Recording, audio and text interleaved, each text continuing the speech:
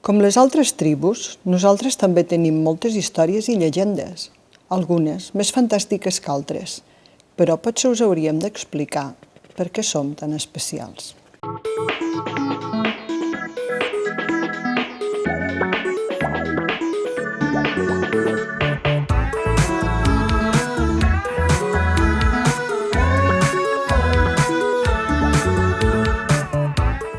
Bona tarda. El llibre que us recomano avui és un àlbum infantil que m'ha impactat per la seva qualitat. Es tracta de La Tanga i el gran lleopard. La Tanga és la protagonista d'aquesta història que té un rerefons com de fàbula, d'aquelles que s'explicaven als més petits i que tenien un ensenyament moral, però que connecta amb el nostre sentit de l'humor i amb la nostra sensibilitat.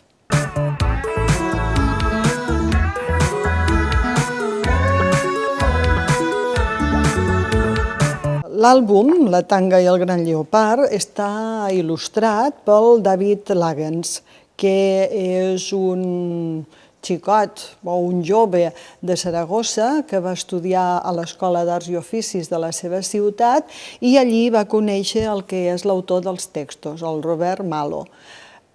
Després d'una trajectòria diversa i de bifurcació dels interessos de cadascun, s'han tornat a trobar i conjuntament amb el Francisco Javier Mateos han escrit aquesta història tan bonica.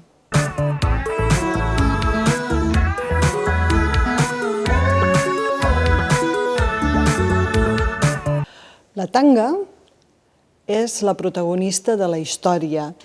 És la filla del gran bruixot de la tribu dels Tobloncs i és l'única valenta i capaç d'enfrontar-se amb una de les bèsties més ferotges de la selva, el gran lleopard. Aquest gran lleopard que aterroritza el poblat. Ella ho farà armada amb les dues úniques armes de què disposa, la llança i un punyal, però també amb un altre molt més important, que és la seva intel·ligència.